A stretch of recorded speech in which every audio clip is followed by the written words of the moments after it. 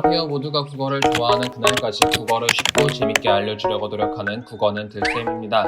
시를 공부하다 보면 항상 마주하는 내용이 바로 시에서 쓰인 표현 방법이죠. 시에서 쓰인 표현 방법을 이해하는 것도 어려운 일인데 모의고사 같은 시험에서는 처음 보는 시에서 쓰인 표현 방법을 우리가 직접 찾아야 하니까 한숨이 절로 나온 경험이 한 번씩은 있을 겁니다. 그래서 준비했습니다. 이번 영상을 끝까지 보시면 적어도 시에서 어떤 표현 방법이 쓰였는지, 이게 왜 이 표현 방법인지 이해하는 데 어려움이 많이 해소될 겁니다. 바로 시작하겠습니다. 교과서에서 다루는 표현 방법을 공부하기 전에 개념부터 확실히 짚고 넘어가야 합니다. 여러분의 머릿속에서 표현 방법이라고 하면 이런 것들이 막 떠오를 거예요. 직유법, 의인법, 은유법, 역설, 반어법, 영탄법 등등 법자돌림하고 있는 것들이 많이 있었죠. 이런 것들에 대해서 무지성으로 공부하기 전에 분류를 좀 하려고 합니다. 시에서 쓰이는 다양한 표현 방법은 크게 세 가지로 분류할 수 있습니다. 비유하기, 강조하기, 변화주기. 그리고 이 세 가지 표현 방법의 목적이 다 달라요. 그렇기 때문에 각각 표현 방법이 어떤 목적을 가지고 있는 것인지 이해를 하고 넘어가야 다양한 표현 방법들에 대해서도 더 쉽게 이해할 수 있는 겁니다. 먼저 비유하기는 빗대어 표현하기 위해 쓰는 표현 방법입니다. 빗대어 표현한다는 것은 직접적으로 표현하지 않고 돌려서 표현한다는 뜻입니다. 즉, 너가 보고 싶어 라고 직접적으로 말하는 것이 아니라 보고픈 마음 호수만하니 눈감을 받게 라고 돌려서 표현하기 위해 쓰는 표현 방법이 비유하기입니다. 이렇게 돌려서 말하기 위해서는 두 가지가 필요한데요. 바로 진정으로 말하고자 하는 것과 빗대어 표현하는 것입니다. 전자를 원관념이라 하고 후자를 보조관념이라고 한다는 것은 다 알고 계시죠? 이렇게 비유하기는 반드시 원관념과 보조관념이 있어야 합니다. 따라서 반어법이나 역설법처럼 원관념과 보조관념이 없는 것은 비유하기가 아니었던 것입니다. 비유하기를 흔히 우리가 알고 있는 비유법이라고 생각하시면 됩니다.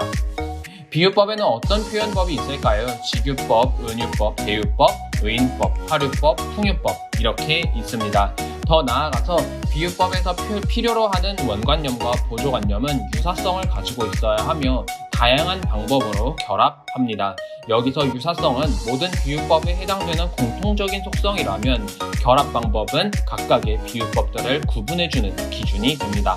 먼저 직유법과 은유법부터 같이 살펴보겠습니다. 우리는 지금까지 직유법과 은유법을 이렇게 구분했을 거예요.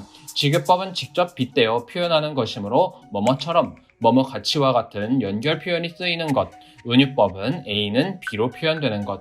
단순히 구분하는 것에 목적을 두고 공부를 하려 한다면 여기까지만 알고 있어도 문제는 없습니다만 우리의 목적은 이해잖아요. 직유법과 은유법을 완벽하게 이해하기 위해서는 우리는 직유법과 은유법이 원관념과 보조관념의 유사성을 바탕으로 다양한 방법으로 결합된 비유법의 한 종류라는 것을 기억해야 합니다.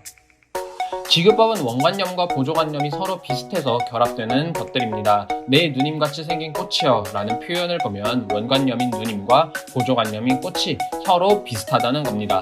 그래서 직유법을 사용해서 두 관념을 결합해주고 있는 것이지요. 이처럼 직유법은 원관념과 보조관념이 서로 비슷하다는 것을 설명해주는 것 외에는 다른 의미를 전달해주지 않습니다.